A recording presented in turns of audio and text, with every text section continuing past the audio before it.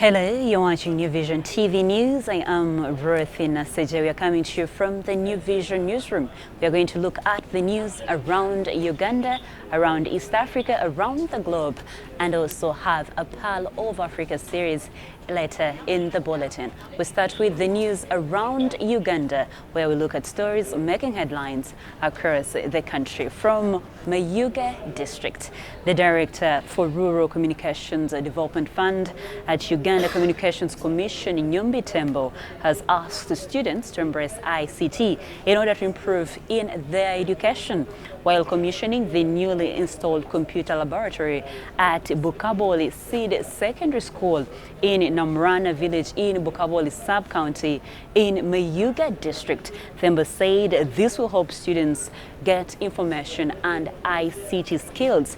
The 21 computers and accessories were given to the school by Uganda Communications Commission under Rural Communications Development Fund program. Nyombi noted that many students in rural schools failed sciences due to lack of practicals, but this has been solved by installation of ICT laboratories in most schools. We cross over to Amdati district, where Amdati leaders have agreed to speak with one voice to eliminate the archaic tradition of female genital mutilation (FGM) in the district, a practice which involves the removal of the clitoris. A special council meeting was held on Wednesday afternoon at Amdati District Hall, where leaders collectively agreed to unite against FGM. The declaration saw 14 councillors from 4 sub-counties of Amdati District and Amdati Town Council commit to ending FGM under the theme translating political decisions into concrete actions at the grassroots to reach the goal of zero tolerance to FGM by 2030. News coming in from Ruchiga. Shock engulfed residents of Rushebea Trading Center in Rumuchuchu sub-county, Ruchiga district on Wednesday after they discovered a baby dumped in a pit latrine. According to locals, the baby was left to die in a public latrine by an unidentified woman. A resident who wanted to use the said latrine had the child crying and called for help so that the baby could be rescued. Residents then called police and the Ruchiga woman member of parliament, Caroline Kamsine, to intervene. Police swung in action immediately and devised means to retrieve the baby while it was still alive. Upon retrieval, he was rushed to Mparo Health Center for treatment before he was transferred to Rugarama Hospital in Kabale municipality. News coming in from Uganda district. At least 200 elderly people have been diagnosed with diabetic retinopathy during a healthy eye medical camp in Uganda district on Tuesday. Now, diabetic retinopathy is a medical condition where damage occurs to the eye retina due to diabetic mellitus. It is the leading cause of blindness in Uganda. The camp was organized by the Lions Diabetic Project for Southwestern in conjunction with Uganda Sentinel Lions Club at Uganda Hospital. Mushabe Agre, the president of Uganda Lions Club, called upon all diabetic patients to have regular eye screening since the chances of suffering this condition is very high. Let's close the news around Uganda from a park where Kole District Woman Member of Parliament Judith Alieka has been airlifted to International Hospital in Kampala after getting involved in a road accident. Now, Alieka was Wednesday picked from a park Boma grounds in a park municipality by the UPDF helicopter and taken to the International Hospital in Kampala for further medical attention. Resident District Commissioner of a park, Beatrice Akelo Akori, said Alia got the accident on Tuesday at around 6:30 p.m. at Kona Army in Abuja sub-county in a park district after visiting her farm in Waitimba village in Abuja sub-county. Akelo said MP Alek was in a car with her bodyguard and the driver. It is reported that when the trio had driven to Kona Army village in Abuja, a certain vehicle knocked theirs, pushing it off the road, and it turned over several times. The trio were fast rushed to Florence Nightingale Hospital in a park where they were admitted. Kole said the car that knocked the three was impounded and the driver arrested.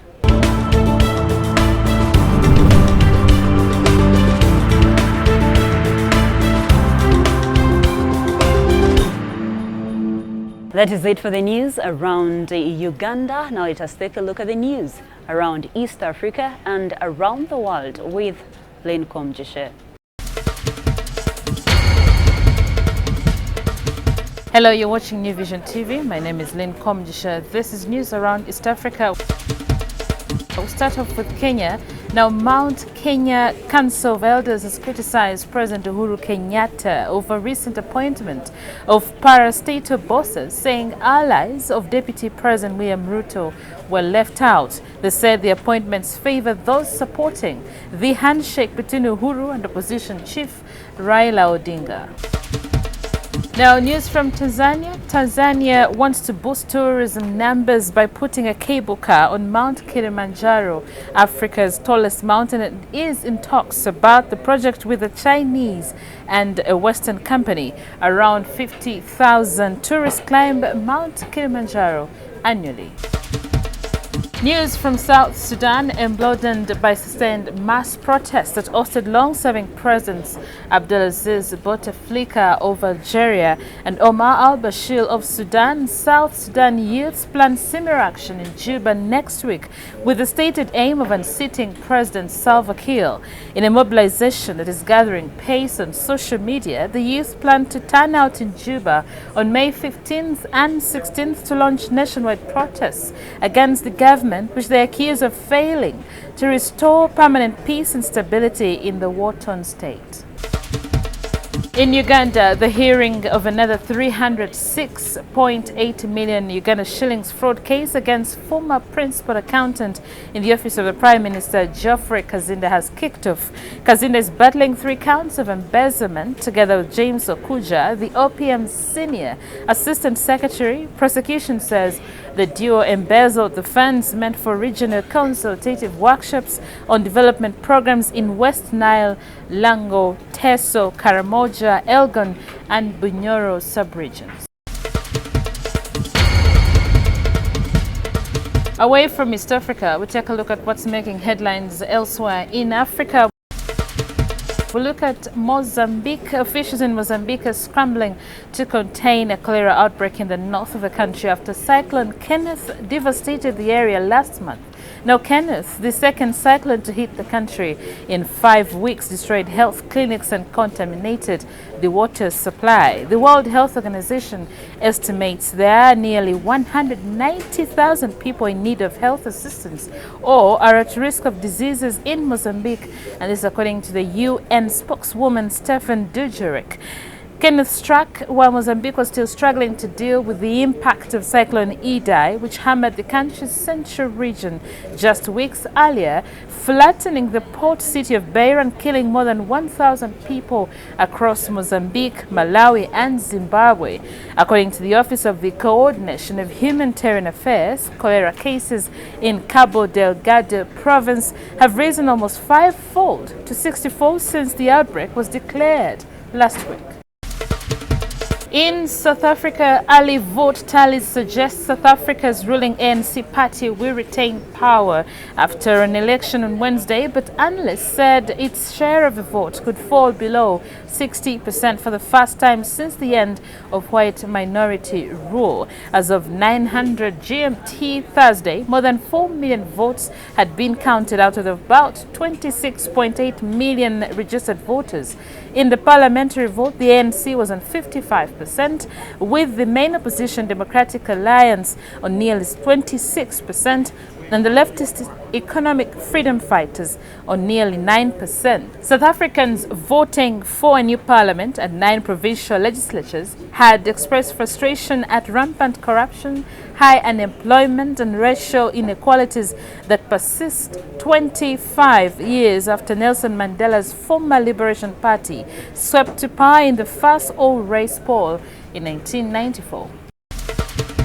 Now, elsewhere in the world, in the United States, President Donald Trump has accused China of breaking the deal it had reached in trade talks with the United States and promised to impose more tariffs on Chinese goods if no agreement is reached in fresh talks. The U.S. president's latest salvo comes as Chinese Vice President Liu He, Beijing's lead negotiator for the trade dispute, and Trump's top trade officials meet for talks on Thursday and Friday in Washington. On Wednesday, the U.S. Trade Representative's office announced that tariffs on $200 billion worth of Chinese goods would increase to 25% from 10% at 12:01 a.m., which is about 4:01 GMT on Friday. Speaking to supporters at a rally in Florida Wednesday, Trump said Beijing would pay if no agreement is reached. Now, news coming in from China. China is fed up with hearing complaints from the United States about its Belt and Road program to recreate the old Silk Road. The government said on Thursday, following stinging criticism from U.S. Secretary of State Mike Pompeo. The initiative, a key thrust of President Xi Jinping's administration, has hit opposition in some countries over fears its opaque financing could lead to unsustainable debt and that it aims more to promote Chinese influence than development. China sought to tackle those concerns at a summit in Beijing last month, promising to make the program sustainable and green and follow international standards, especially regarding debt. The United States has been particularly critical, and Pompeo, speaking in London Wednesday, slammed China for peddling corrupt infrastructure deals in exchange for political influence and using bribe-fueled debt trap diplomacy. Now, in UK, European Union leaders meeting in Romania on Thursday will hammer home their goal of staying united through thick and thin after the turmoil of Brexit, and will have their first go at assigning the bloc's most powerful jobs.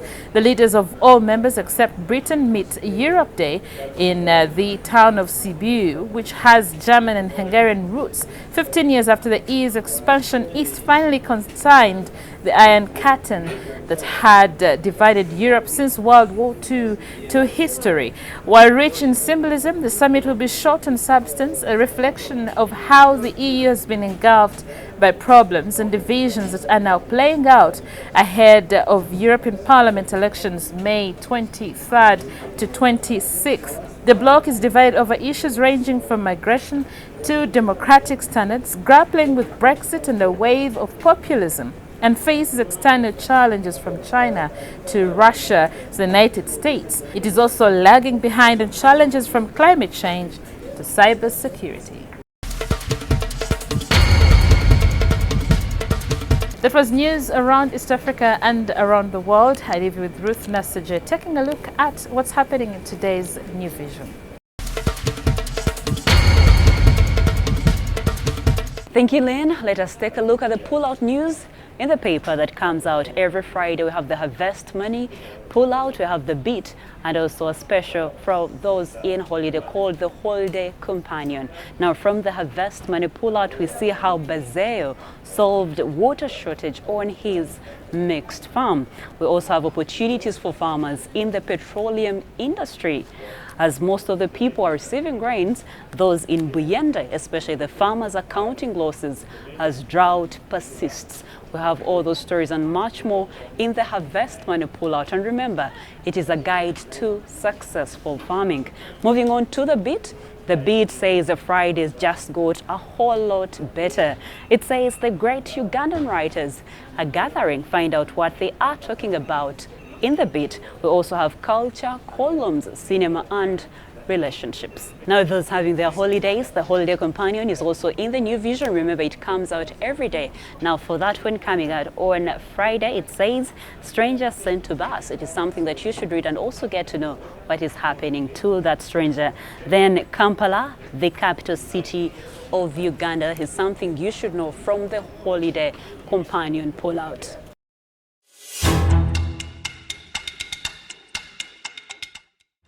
However, from the pullout news, let us take a look at what is making headlines in the sports industry. Kampala City Deaf Football Club will have no excuses ahead of their title defense at the 7th edition of the National Deaf Holiday Challenge Cup from May 8th to 11th in Soroti after receiving boosts from Betway Uganda. The betting company, who also sponsor top flight side Express FC, Power Basketball Club and Cobbs Rugby Club, handed over their package to the Kampala City Deaf FC officials in support of sports and corporate social responsibility initiatives. Branded kits, footballs and refreshments are some of the items that were received by the Kampala City Deaf FC officials. Moving on, Ivan Nedleko started his title defense on a good note after eliminating Rishi Reddy 7-5, 6-3 at Lugogo in the first round, making it to the second round of the main draw in Wugo Pro World 10C Tour in Futures 1. Nedleko, who has a career-high ATP singles ranking of 238 achieved on 11th June 2018, also has a career-high ATP double rankings of 674 achieved on 16th June 2014. Now in international sport, Tottenham Hotspur's coach Mauricio Pochettino believes that his side's dramatic comeback in the UEFA Champions League is a miracle. Spurs were 2-0 down at halftime in Amsterdam to trail 3-0 in aggregate, only for the sensational second half trick from Lucas Moura to edge them through on the away goals rule. Now Moura's win came in the 96th minute, prompted Pochettino to cry tears of joy. Spurs will now take on a fellow English side, Liverpool, in the final to be played at Wanda Metropolitan in Madrid, Spain on June 1st.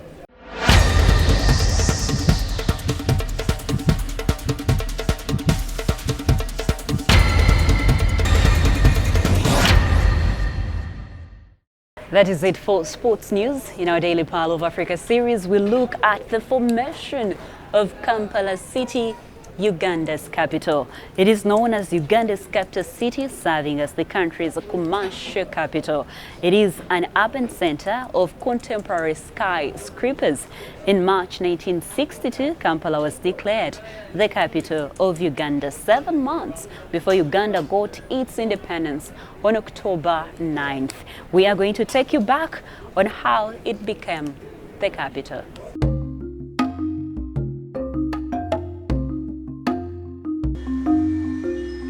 The name Kampala comes from an impala, a type of antelope which used to graze on the slopes of Mengo Hill in Buganda Kingdom.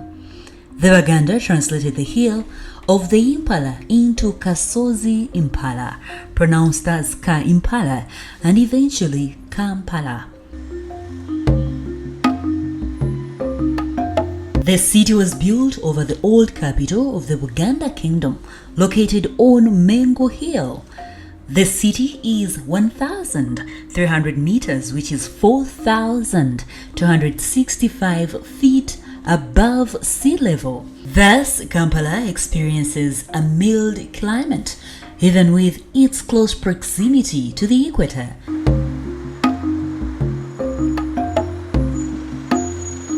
Kampala was declared headquarters of Uganda's colonial administration in 1890. In March 1962, Kampala was declared the capital of Uganda 7 months before Uganda got its independence on October 9th. Kampala City is made up of 5 divisions, and these are Kampala Central, Kawempe, Lubaga, Machindye and Nakawa. Originally, Kampala used to sit on 7 hills, which included Nakasero, Mengo, Rubaga, Namirembe, Kololo, Makerere and Old Kampala.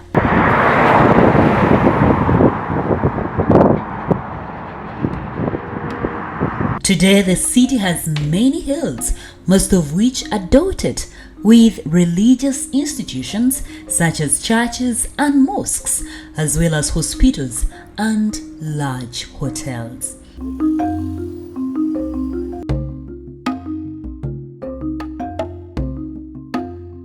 For more Pearl of Africa stories, visit our website, which is newvision.ca.euj/Pearl of Africa.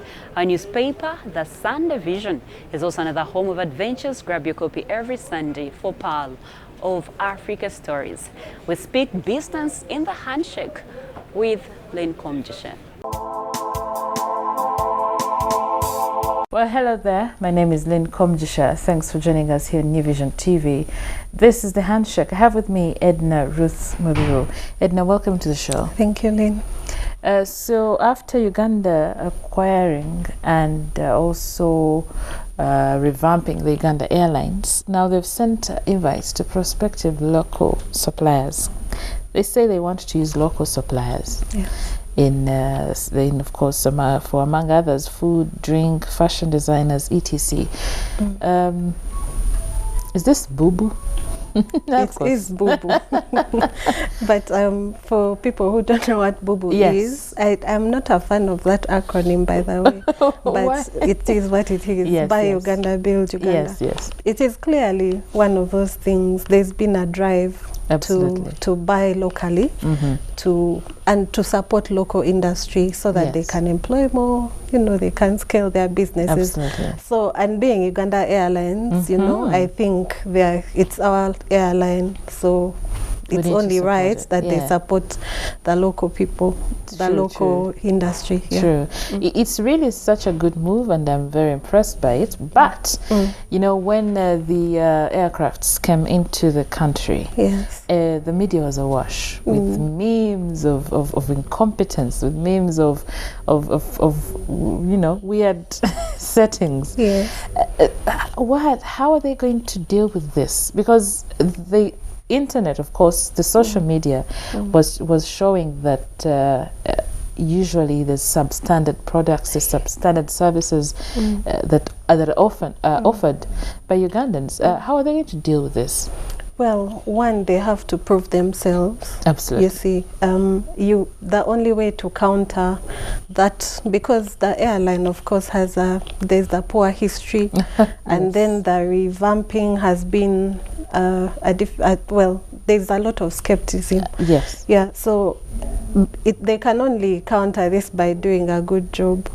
In the next 3 months, they are doing test flights and getting everything in order. Yeah. So the airline is here, Those who said it shouldn't, we have now moved past that stage. But what they have to do is ensure that they deliver quality service, that in these 3 months where they are doing the test flights and making sure that their crew has enough air miles to qualify them to do commercial flights, they should do well and tell us what they're doing, because if we don't know, people will continue to make fun of it because they don't know what's happening. I think they need to speak out more, expose people to what's happening. I think so. Yeah, so that people know what's going on. Like keep us on abreast. Yes, what's abreast. Happening. Yes, because the only way is by proving all the skeptics wrong, such that maybe then the memes can move from, oh yeah, you made fun of them, but they're doing well, but unless we see, we cannot, unless the public sees, they will not appreciate. Yes. What are those challenges you think they're probably encountering with the revamping? Right now, I can't say, because we are not hearing much from them, you see. Yeah, we're not hearing much, so I can't say that this is the challenge they have. The one big one is the communication. If people don't know what's happening and they're making up all these memes and you're not coming back to say, by the way, guys, not that you engage and say, no, don't do this, no.